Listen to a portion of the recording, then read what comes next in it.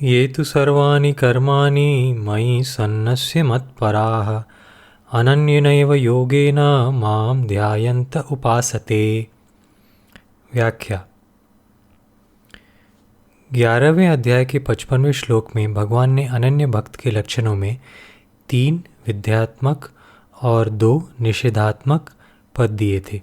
उन्हीं पदों का संकेत इस श्लोक में इस प्रकार किया गया है। सर्वाणि कर्माणि मयि सन्नस्य पदों से मत कर्म कृत की ओर लक्ष्य है। मत्पराह पद से मत परमः का संकेत है। अनन्येनैव योगेन पदों में मद्भक्तः का लक्ष्य है। भगवान में ही अनन्यता पूर्वक लगे रहने के कारण उनकी कहीं भी आसक्ति नहीं होती, अतः वे संग वर्जित हैं। कहीं भी आसक्ति न रहने के कारण उनके मन में किसी के प्रति भी वैर, द्वेष, क्रोध आदि का भाव नहीं रहता। इसलिए निर्वैरः पद का भाव भी इसी के अंतर्गत आ जाता है। परंतु भगवान ने इसे महत्व देने के लिए आगे 13वें श्लोक में सिद्ध भक्तों के लक्षणों में सबसे पहले अद्वेष्टा पद का प्रयोग किया है। अतः साधक को किसी में किंचित मात्र भी द्वेष नहीं रखना चाहिए। यहाँ से निर्गुणोपासना की अपेक्षा सगुणोपासना की सुगमता बताने के लिए तू पद से प्रकरण भेद करते हैं।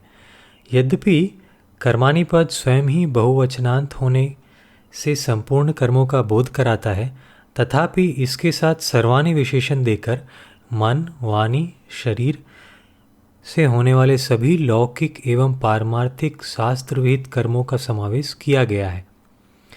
यहाँ मयि सन्न्यस्य पदों से भगवान का आशय क्रियाओं का स्वरूप से त्याग करने का नहीं है, कारण कि एक तो स्वरूप से कर्मों का त्याग संभव नहीं, दूसरे यदि सगुणोपासक मोहपूर्वक शास्त्र विहित क्रियाओं का स्वरूप से त्याग करता है तो उसका यह त्याग तामस होगा, और यदि दुखरूप समझकर शारीरिक क्लेश के भय से वह उनका त्याग करता है तो यह त्याग राजस होगा।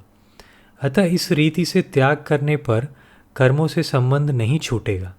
कर्म बंधन से मुक्त होने के लिए यह आवश्यक है कि साधक कर्मों में ममता, आसक्ति और फलेच्छा का त्याग करे, क्योंकि ममता, आसक्ति और फलेच्छा से किए गए कर्म ही बांधने वाले होते हैं। यदि साधक का लक्ष्य भगवत प्राप्ति होता है तो वह पदार्थों की इच्छा नहीं करता और अपने आप को भगवान का समझने के कारण उसकी ममता शरीर आदि से हटकर एक भगवान में ही हो जाती है। स्वयं भगवान के अर्पित होने से उसके संपूर्ण कर्म भी भगवदर्पित हो जाते हैं। भगवान के लिए कर्म करने के विषय में कई प्रकार हैं, जिनको गीता में मदर्पण कर्म, मदर्थ कर्म और मतकर्म नाम से कहा गया है। मदर्पण कर्म उन कर्मों को कहते हैं जिनका उद्देश्य पहले कुछ और हो, किंतु कर्म करते समय अथवा कर्म करने के बाद उनको भगवान के अर्पण कर दिया जाए। मदर्थ कर्म वे कर्म हैं जो आरंभ से ही भगवान के लिए किए जाएं अथवा जो भगवत सेवा रूप हों। भगवत प्राप्ति के लिए कर्म करना, भगवान की आज्ञा मानकर कर्म करना और भगवान की प्रसन्नता के लिए कर्म करना, ये सभी भगवदर्थ कर्म है। भगवान का ही काम समझकर संपूर्ण लौकिक और भगवत संबंधी कर्मों को करना मतकर्म है। वास्तव में कर्म कैसे भी किए जाएं, उनका उद्देश्य एकमात्र भगवत प्राप्ति ही होना चाहिए। उपर्युक्त तीनों ही प्रकारों से सिद्धि प्राप्त करने वाले साधक का कर्मों से किंचन मात्र भी संबंध नहीं रहता, क्योंकि उसमें ना तो फलेच्छा और कर्तृत्वाभिमान है और ना पदार्थों में और शरीर, मन, बुद्धि तथा इंद्रियों में ममता ही है। जब कर्म करने के साधन शरीर, मन, बुद्धि आदि ही अपने नहीं हैं, तो फिर कर्मों में ममता हो ही कैसे सकती है। इस प्रकार कर्मों से सर्वथा मुक्त हो जाना ही वास्तविक समर्पण है। सिद्ध पुरुषों की क्रियाओं का स्वतः ही समर्पण होता है और साधक पूर्ण समर्पण का उद्देश्य रखकर वैसे ही कर्म करने की चेष्टा करता है। जैसे भक्ति योगी अपने क्रियाओं को भगवान के अर्पण करके कर्म बंधन से मुक्त हो जाता है, ऐसे ही ज्ञान योगी क्रियाओं को प्रकृति से हुई समझकर अपने को उनसे सर्वथा असंग और निर्लिप्त अनुभव करके कर्म बंधन से मुक्त हो जाता है। मत पराह, परायण होने का अर्थ है भगवान को परम पूज्य और सर्वश्रेष्ठ समझकर भगवान के प्रति समर्पण भाव से रहना।